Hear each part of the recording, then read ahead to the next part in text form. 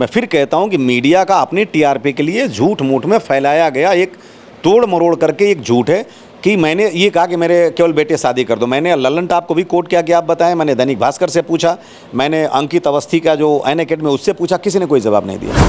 क्या स्मृति जी आपके और आपके फैमिली के कांटेक्ट में अभी हैं? नहीं, बिल्कुल नहीं है।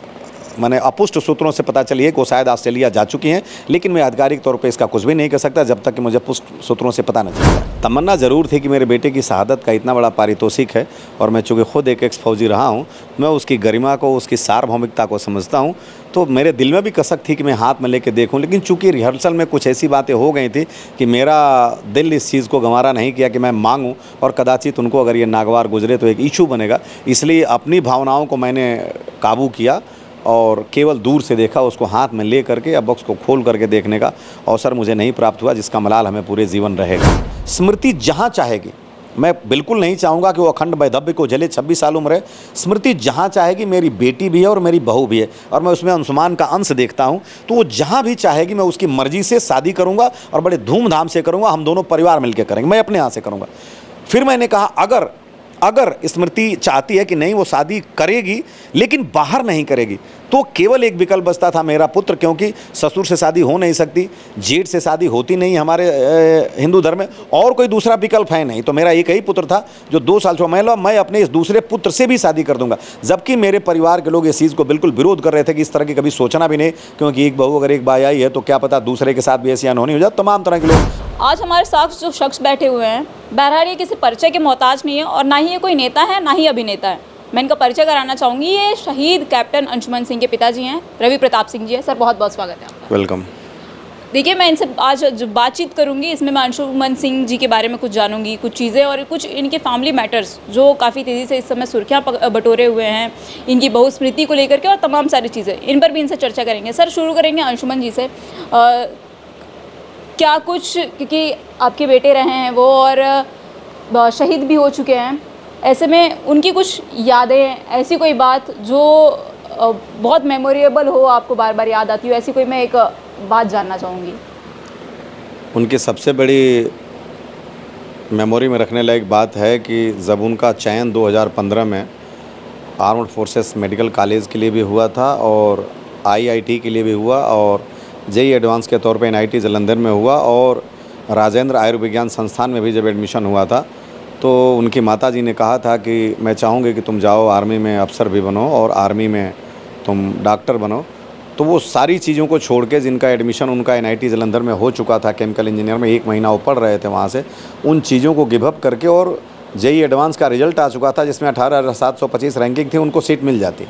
लेकिन ये सब कुछ छोड़ के और हंसते हंसते वो उस प्रेम का भी उन्होंने परित्याग कर दिया, जिस प्रेम को उनकी पत्नी और प्रेमिका स्मृति जी कहती हैं कि हमारा लव एट फर्स्ट साइट था, उसका भी उन्होंने परित्याग करके, और बिल्कुल ये सारी चीज़ों को, अपने गम को दिल में सजो करके, और चले गए armed forces medical college Poona पढ़ने के लिए। वो जानते थे कि अब मेरी मुलाकात इन 4.5 साल में स्मृति से कभी कभार छुट्टी में ही हो सकती है। तो इन तमाम चीज़ों के बाद भी वो चले गए। शादी में जब वो गए और एक कोट पैंट लेके गए थे कि तिलक की सेरेमनी उसी पे होगी, तो सगाई में उनकी माताजी ने उस शेरवानी को पकड़ के कह दिया था कि मेरे बेटे की शेरवानी बहुत अच्छी लगती है।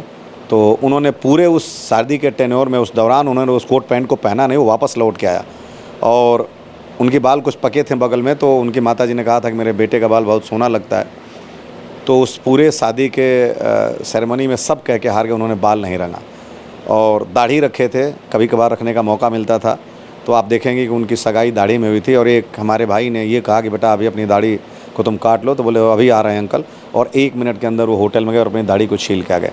तो ये कुछ ऐसी यादें थीं उनकी जो कि बहुत आदरणीय और अविस्मरणीय थीं कि वो भूला नहीं जा सकता, और वो एक इतने आदर्श व्यक्तित्व और उच्च पराकाष्ठा के व्यक्ति थे, इसके तुलना बहुत कम हो सकती है। यानी विधाता ऐसे लोगों को बहुत कम बनाते हैं, मेरा ऐसा मानना है। अच्छा, चूँकि देखिए 5 जुलाई को आप लोगों को कहूँ, या फिर यूँ कहूँ कि आपकी वाइफ और आपकी बहू स्मृति जी को जो है कीर्ति चक्र से सम्मानित किया गया अंशुमन जी के लिए, और ऐसे में उसके बाद जो सुर्खियां चली, जो चर्चाएं चली, वो ये हैं कि स्मृति जी उस कीर्ति चक्र को लेकर जो है अब खुद चली गई, आप लोगों को हाथ भी नहीं लगाने दिया। आपका एक बयान भी आया जिसमें आप ये कहते हुए दिखाई पड़ रहे हैं कि उस कीर्ति चक्र को आप देख भी नहीं पाए, आप उसको हाथ भी नहीं लगा पाए। उसको लेके क्या कहेंगे आप? नहीं, देख भी नहीं पाए ये कहना गलत होगा। मैंने भरपूर देखा उसको, लेकिन दर्शक दीर्घा में बैठ करके कोई व्यक्ति जिस तरह से अपनी मैंने आप ही कहें कि बहुत गहन चक्षुओं से देखता है, मैंने भी वैसे ही देखा। तमन्ना ज़रूर थी कि मेरे बेटे की शहादत का इतना बड़ा पारितोषिक है, और मैं चूँकि खुद एक एक्स फौजी रहा हूँ, मैं उसकी गरिमा को, उसकी सार्वभौमिकता को समझता हूँ। तो मेरे दिल में भी कसक थी कि मैं हाथ में लेके देखूं, लेकिन चूंकि रिहर्सल में कुछ ऐसी बातें हो गई थी कि मेरा दिल इस चीज़ को गंवारा नहीं किया कि मैं मांगूं, और कदाचित उनको अगर ये नागवार गुजरे तो एक इशू बनेगा। इसलिए अपनी भावनाओं को मैंने काबू किया और केवल दूर से देखा, उसको हाथ में ले करके, अब बॉक्स को खोल करके देखने का अवसर मुझे नहीं प्राप्त हुआ, जिसका मलाल हमें पूरे जीवन रहेगा। अच्छा, आप लोगों की राहुल गांधी से भी मुलाकात हुई थी, आपकी और आपकी वाइफ की, क्या कुछ बातें हुई थी, क्या कुछ चीज़ें? क्योंकि कई अगर मीडिया रिपोर्ट्स की बात की जाए तो कई सारी चीज़ें सामने आ रही हैं। जैसे कहा जा रहा है कि आप लोगों ने कई सारी मांगे की थी, आप लोगों ने परिवर्तन की विधि, जो सहायता नीति होती है उसमें परिवर्तन की मांग की थी, और काफ़ी सारी चीज़ें। क्या कुछ बात हुई थी आप लोगों की? मैंने बिल्कुल कोई राहुल गांधी से परिवर्तन सहायता निधि की बात नहीं की थी। राहुल गांधी जी प्रेसिडेंट ऑफिस में मिले थे हमारी पत्नी से, और चूंकि वहाँ बात नहीं कर पाई, अधीर थी, रो रही थी, तो वो नंबर लेके गए और वहाँ से आया कि वो मिलना चाहते हैं, तो हम दिल्ली नहीं जा पाए, तो यहाँ रायबरेली में मुलाकात हुई। रायबरेली में वो एक बड़े सुलझे हुए और आप यूँ कहें कि बहुमुखी प्रतिभा के धनी व्यक्तित्व के मालिक थे, और उन्होंने सिर्फ ये कहा कि आपका पुत्र कैसे गया, किस तारीख को गया, पढ़ाई में कैसा था, पत्नी कैसी, या पुत्र कैसा, दूसरा पुत्री कैसी, पूरा फैमिली बैकग्राउंड। उसी पे 3.5 साल की जब बात आई थी कि 3.5 साल में शहीद हो गए, तो उन्होंने अग्निवीर का छेड़ा कि अगर अग्निवीर होता तो शायद इसको इतना नहीं मिलता, मतलब निश्चित रूप से नहीं मिलता, अग्निवीर होता तो उसी पे बात चली कि कंपनसेशन में। तो मैंने उनको सारी चीज़ें बताई कि जो उत्तर प्रदेश सरकार का था, और दोनों सरकारों का सहयोग हमारे साथ बहुत आदरणीय और अनुकरणीय रहा है। तो मैं 2 बार माननीय मुख्यमंत्री से मिला, 2 बार राजनाथ सिंह जी से मिला।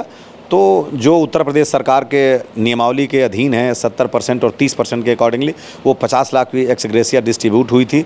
जो आर्मी ग्रुप इंश्योरेंस फंड का पैसा था वो 50-50 मिला था, और वो 30 अगस्त को ही मिल गया था।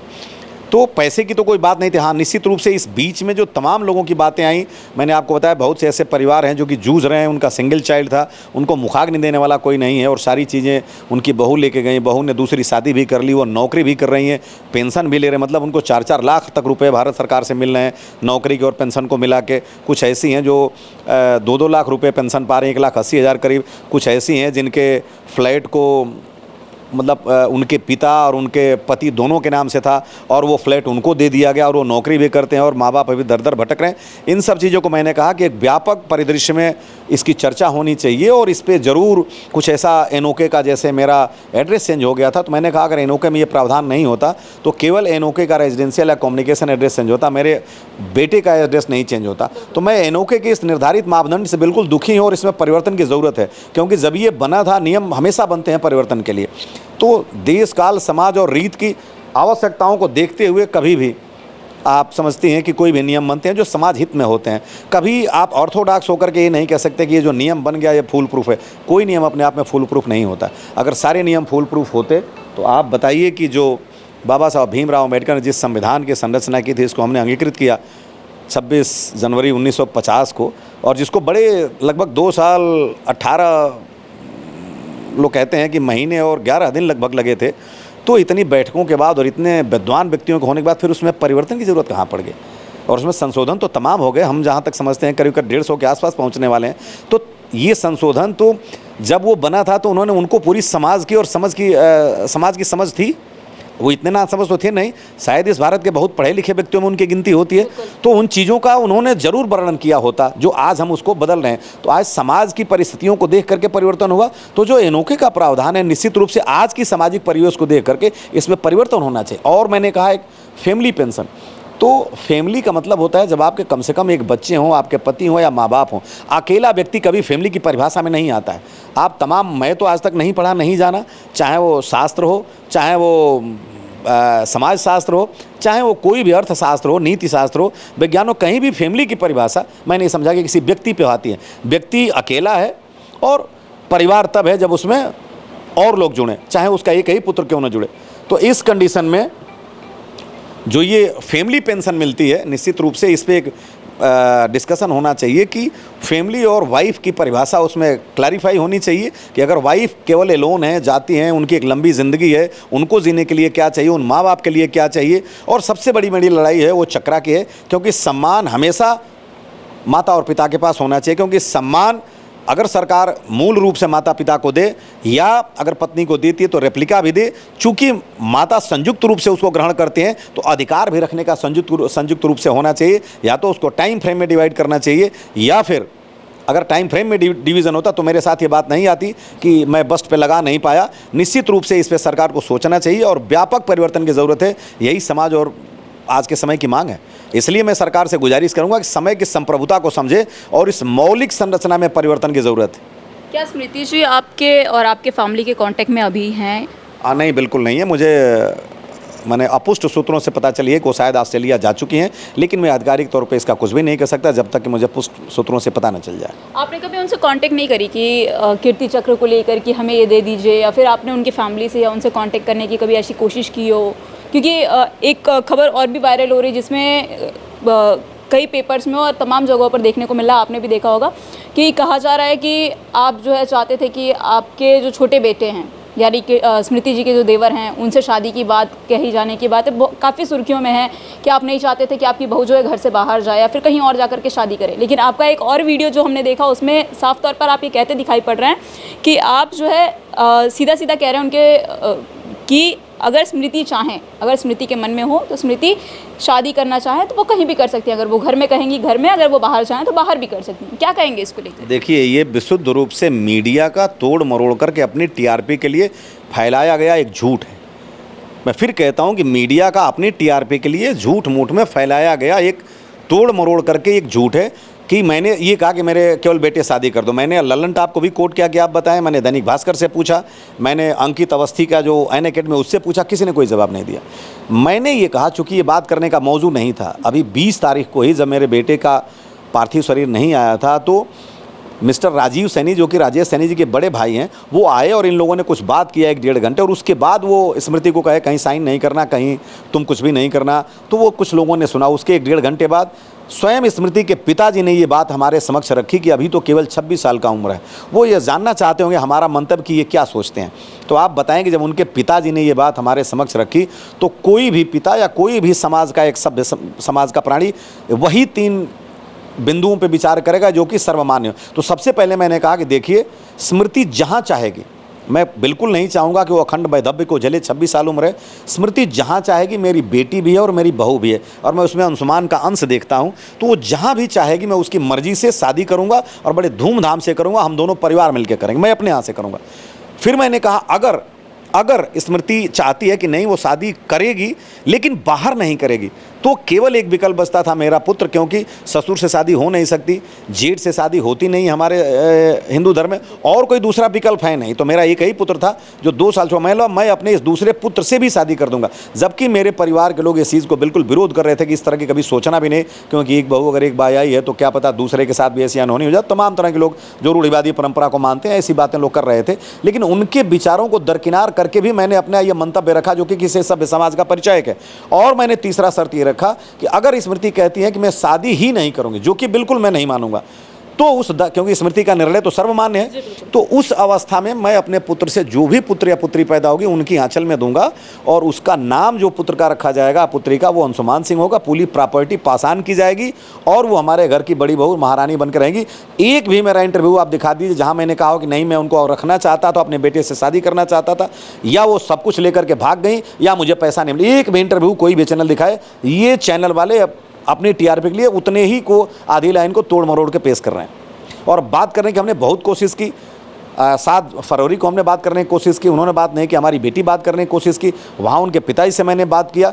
तो और जाते समय मैंने जो 26 पंजाब रेजिमेंट के सीईओ थे उनसे कहा कि ये चक्रा कहिए कि हमको दे दें, हम बस्ट पे लगा के वापस कर देंगे। लेकिन हमारे होटल पहुँचने से पहले वो लोग 6 तारीख को, जब तक मैं रक्षा मंत्री से मिल के जा रहा था, वो लोग चेकआउट करके चले गए थे। मैंने फ़ोन किया, उनके पिताजी का फ़ोन स्विच ऑफ आ रहा था, उनके भाई को फ़ोन किया। तो यह परिचायक है कि मैं वन एंड से रोज़ कोशिश कर रहा था, हमेशा कोशिश कर रहा था कि उनसे बातचीत हो, लेकिन वो वन एंड से हमेशा डिनाई कर रहे थे और डिप्लोमेटिक जवाब दे रहे थे कि हम बातचीत करना नहीं चाहते हैं। और जब कहते थे कि बातचीत नहीं करना है और जब डिप्लोमेटिक देते तो कहते थे कि उनको स्टेबल होने के लिए टाइम चाहिए।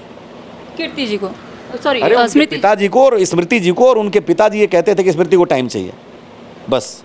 अच्छा, जब अंशुमन जी शहीद हुए, कितने दिन तक स्मृति जी आप लोगों के साथ रहीं और कितने दिनों बाद उन्होंने आप लोगों से रिलेशन खत्म कर स्मृति दिया? जी केवल 13 दिन, यानी 19 जुलाई को जब वो आई थी यहाँ से, वहाँ नोएडा से फ्लैट से, हमारे बेटी के साथ ये दोनों आदमी रहती थी फ्लैट में, और उनका जो 13 ही ख़त्म हुआ था 2 अगस्त को।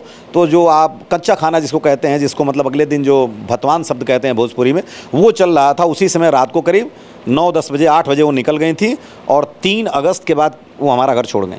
3 अगस्त 2023, यानी केवल 13 ही तक रहीं, 13 ही के अगले दिन निकल गई। फिर आप लोगों की मुलाकात उसके बाद? हमारी मुलाकात फिर 7 फरवरी को हुई थी, जब मैं पठानकोट उनसे मिलने गया, जब हमारे यहाँ पूजा में नहीं आई तब, और हमारा फिर राष्ट्रपति भवन में मुलाकात हुआ है।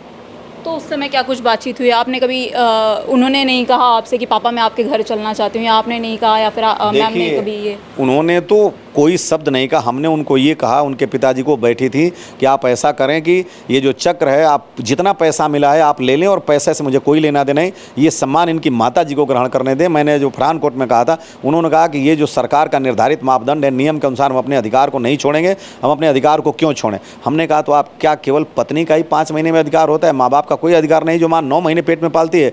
तो उन्होंने कहा आप ये बात सरकार से पूछें। मैंने कहा तो क्या मैं कोर्ट जाऊँ इसके लिए? उनका आप बिल्कुल जा सकते हैं कोर्ट। तो मैंने कहा जब ठीक है, आप ये डिप्लोमेटिक बात करें कि इनको टाइम चाहिए, तो हम कोर्ट में इसका डिसाइड कर लेंगे। तो उन्होंने कहा ठीक है, और उसके बाद स्मृति ने कहा कि चलो पापा, और वो उठा के लेके चली गए अपने पिताजी को। इस समय अगर अग्निवीर योजना के बाद की अगर बात की जाए, तो हमने ये भी कहा था कि ये बताइए कि फिर ऐसे रिश्ते को रखने से क्या फ़ायदा, फिर तो बेहतर है कि रिश्ता हम तोड़ देते हैं। ये भी कहा था हमने उनसे कि हम ये समझें कि हमारा कोई रिश्ता ही नहीं है। क्योंकि मैं सामाजिक तौर पे कहता हूँ कि नहीं, मेरी बहू है और मेरी घर आती जाती है, तो मैंने कहा अगर रिश्ता रहेगा तो मेरी बहू 6 महीने आपके यहाँ रहेगी, तो 6 दिन मेरे यहाँ भी रहेगी। ऐसे रिश्ता नहीं चलेगा।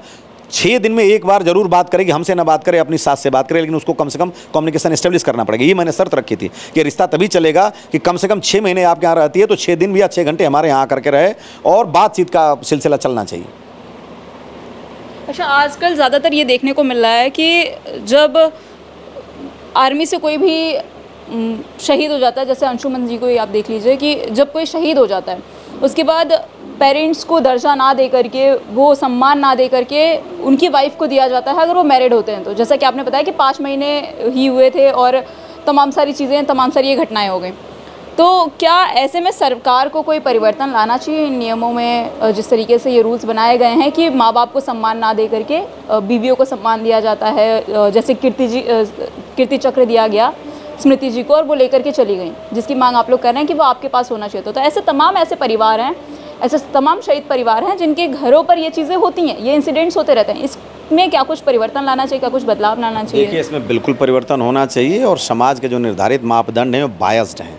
मतलब आप एक पक्ष की बात सुन रहे हैं सिर्फ ये देख करके कि नहीं वो उसको अभी इतनी उम्र पड़ी है, तो उम्र पड़ी है उनको, तो आप बताएं कि उनके लिए पेंशन तो मिल रही है, कल को शादी भी कर लेंगी, प्यार करने वाला पति भी मिल जाएगा, बच्चे होंगे, वो ये दिन भूल जाएंगे। माँ बाप कब भूलेंगे?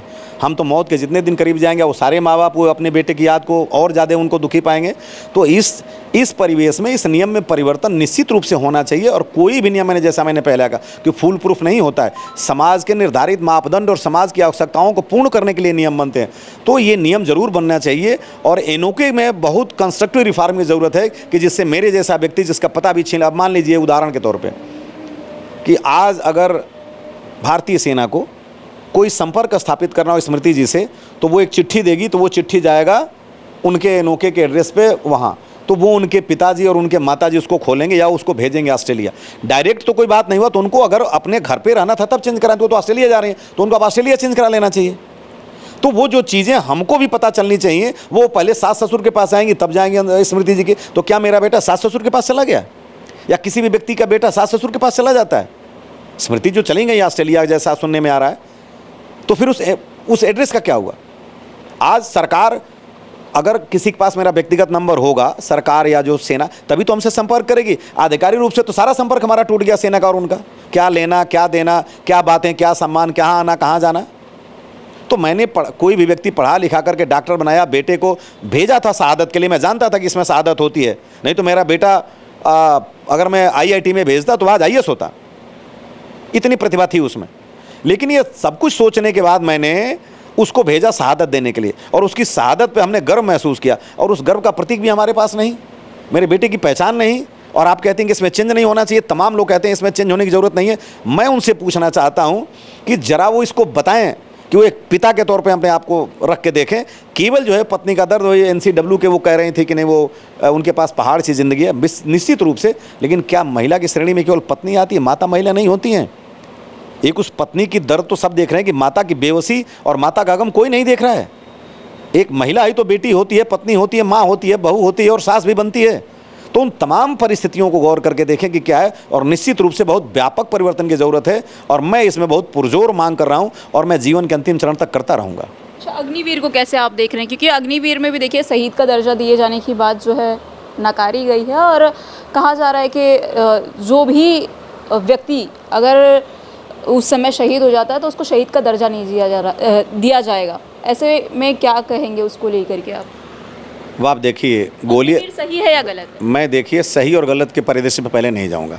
कोई भी योजना जब आती है तो सरकार बहुत सोच समझ के लाती है, तो निश्चित रूप से सोच समझ के लाएगी। उसके अपने फाइनेंशियल इम्प्लीकेशन होंगे, और आर्मी की जो प्रिपेयर्डनेस की बात होगी, आर्मी की जो ऑपरेशनल रिक्वायरमेंट की बात होगी, आर्मी की जो टिथ टू टेल रेशियो की बात होगी, आर्मी की जो अपनी मारक क्षमता की बात होगी, तो उसका एक अपना ज़रूर कारण रहा होगा। लेकिन अब बात शहादत पे जब आई है तो कोई भी गोली ऐसा चुन के नहीं लगती है कि रेगुलर आर्मी को अलग से लगे और अग्निवीर, जो अग्निवीर 4 साल रहेंगे, यंग सोल्जर ही पहले बॉर्डर पे जाएंगे।